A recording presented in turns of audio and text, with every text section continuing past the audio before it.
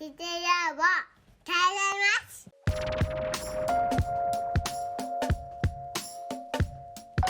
テーチャーラボカズチューブです。このチャンネルでは手書き風テーチャーをコンセプトに発信しているチャンネルになります。皆さん、今年も1年ありがとうございました。この動画で年内は最後になると思います。来年もまた引き続きよろしくお願いします。今年は穏やかな1年でしたね。大きな崩れもなく淡々と作業をしていくっていう、一番メインになったのは狼と香辛料のテレビアニメシリーズの方の背景だったんですけど、その中にもちょっとずつ PV だったりオープニングだったりミュージックビデオだったり作業させていただいて、本当に独立していい感じで仕事の量ちょうどいい分量で、今年はやりきれたかなっていう気はしています。多すぎたり少なくすぎたりするとやっぱりいろんなところで無理が来ちゃうんですけど、今年はちょうどでしたね。今僕よく思うんですけど、街並みが徐々に変わり始めてきてるなっていうので、このブロック塀もその一つなんですけど、残ってるものは残ってるんですけど、建て直す時に必ずこれって変わっちゃうんですよね。重いし危ないって感じ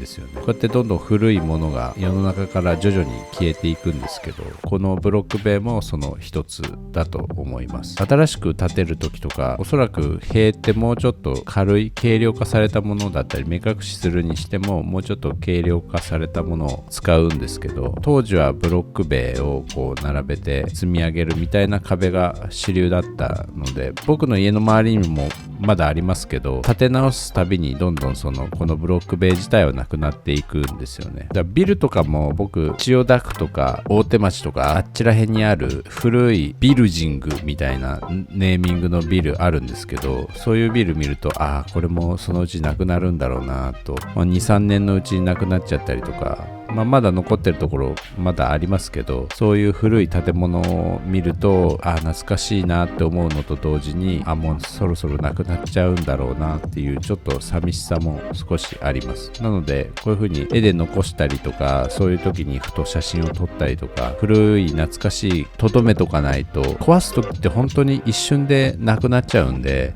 なんか急に更地になってるなとか、急に新しい建物建ってても見てるようで見てないので忘れちゃうんですよね、建ってたものとか。なので自分の身の回りにある貴重な資料を取りだめておくのはすごく有効かなと思います。今スマホがあるから結構いいですよね。すぐ瞬間に撮れるんで、街中歩いててこれ参考になると思った写真をすぐ撮ったりしてます。 YouTube の中でも何枚か紹介したことあるんですけど、常に気を張ってるわけではないんですけど、ってふとした瞬間にいい題材だな、そういう写真って伝わる速度が速いんですごく簡単なんですよね。でもちょうど自分の意見に合った写真って割と少なくて、僕で言えば反射なんですけど、反射ってすごく実例がないと分かりにくいんですよね。言葉でうまく自分の思いを伝えようとしても、実際にそれが相手に伝わってるかと思うとそうでもなくて、同じような単語を並べてしまって説明したりとかすると、もう聞き手ってちんぷんかんぷんになっちゃうんですよね。でもその単語の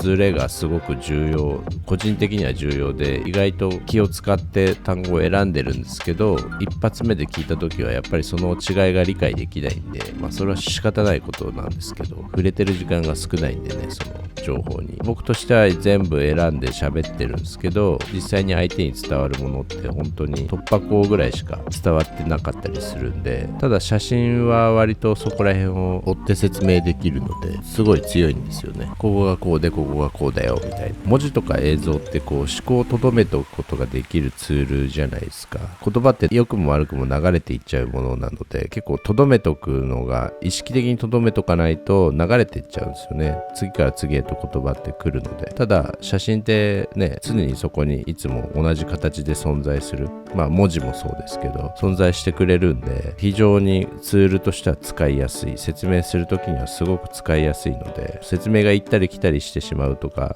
相手にうまく伝えられないっていう人は、日頃そういう自分の伝えたいものがある文章だったり絵だったり写真があった時に、それをストックしとくっていうのはすごく重要なスキルかなと思います。なるほど、それってそういうことかみたいなのが多分早いですよ、伝わるのが。で、正確だし、映像を作るクリエイターとしては言語も大事なんですけど、やっぱり写真のイメージだったりビジュアルのイメージがやっぱりものすごい影響を大きく及ぼすんですよね。なので、両方使いながらうまく自分分のアウトプットしたいものを自分の中から出せるといいんですけどね、自分の中っていうか、みんなのインスピレーションの集合体みたいなものだとは思うんですけど、自分の固有の財産っていうよりかは、人類の英知みたいなところですよね。それをお借りしながら自分の好きなものをカスタマイズしてアウトプットするみたいなのがこの業界の常。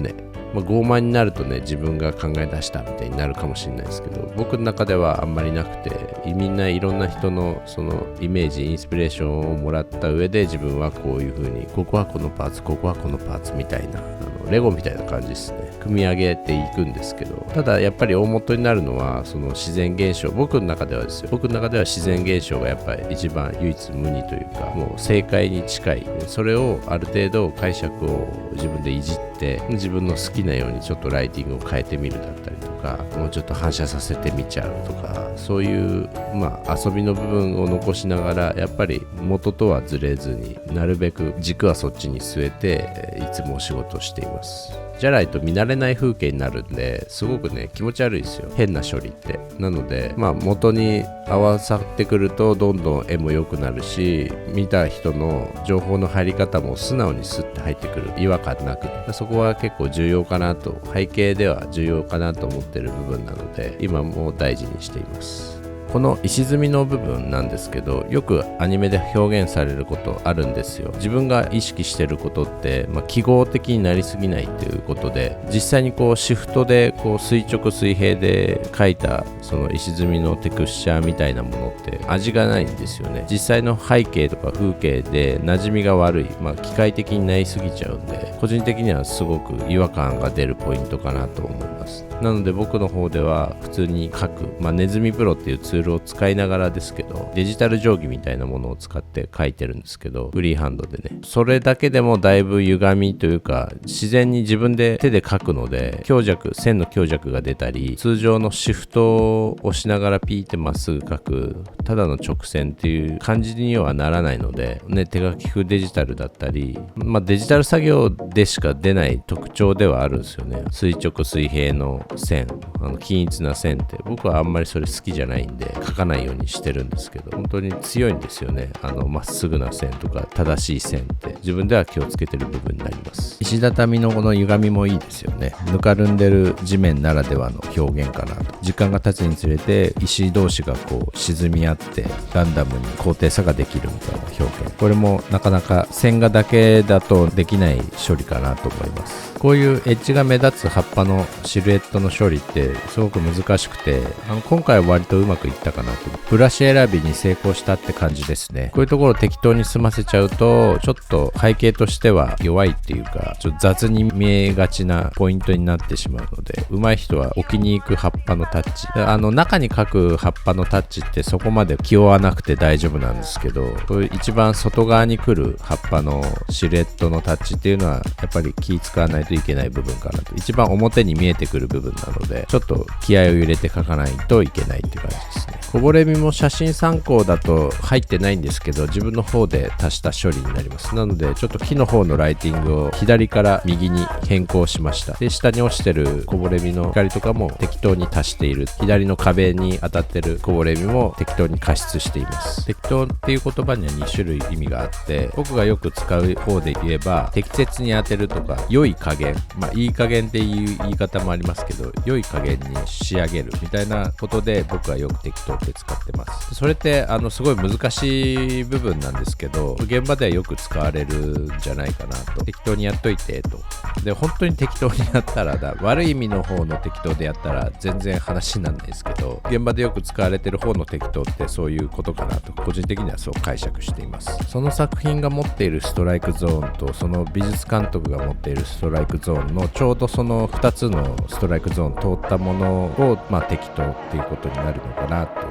美術監督も監督だったり作品、メーカーさんが言っているある程度のストライクゾーンみたいなところを狙って作品を作るんですけど、それに紐付けられている一背景マンもその美術監督のストライクゾーンに合わせて作業するっていうのが基本的なアニメ背景業務の流れかな。どのタイトルも責任者がいて OK 出すか出さないか、それが全てそのクオリティの土台になっている部分なので大事ですよね、監督業務って。今までの流れで言うと監督って絵が上手い人、美術監督で言うとなんですけど、美術監督で言うと絵が上手い人がだんだんキャリアを積んで美術監督になるっていう流れになってるんですけど、僕が今思ってることだと、絵が上手くても監督ができない人っているんですよ。周りのスタッフがめちゃめちゃ疲弊するだったり、スケジュール守れないとか、大きな社会人としての枠組みにずれるとやっぱりそれだけ周りが疲弊するので、そういう人にはあまり美術監督は向いてないかなと思います。長く走れないんで単発になっちゃったり、本当にそこの作品についたばっかりに病んでしまうとかね、会社としてはすごくデメリットが大きいんですよ。で、本人も本人でそれはそれでショックじゃないですか。なのであまりいいことないんですよね。向いてない人は本当にいるはいるんですよ。ただ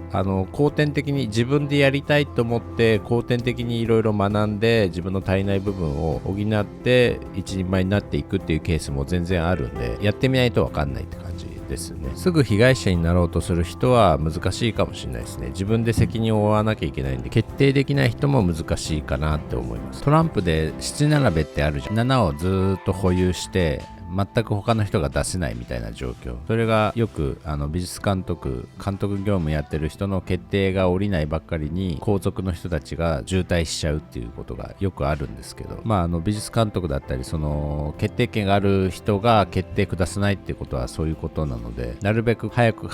めに決定できるものは決定していくっていう意識がないと、監督業務だったりそのアニメーションの中枢に入るのはめちゃくちゃ危険だなと個人的には思ってます。どのセクションに同じような人がいてもやっぱり現場は凍りついちゃう、止まっちゃうんですよね。フリーズしちゃうんで、そこはめちゃくちゃ気をつけなきゃいけないポイントかなと思います。耳が痛いなと思う人は痛がってください。これは本当に必要な情報だと思いますので、なかなかね客観的にそれ知ることってできないと思うんで、現場にいると崇められている存在だと思いますんで、今日はこんな感じになります。最後に写真の差分だけ入れときますんで、ちょっとどんな風に変わったか見ていただければと思います。最後まで見ていただきありがとうございました。じゃあね、バイバイ。チャンネル登録高評価よろしくお願いします。コメントも待ってます。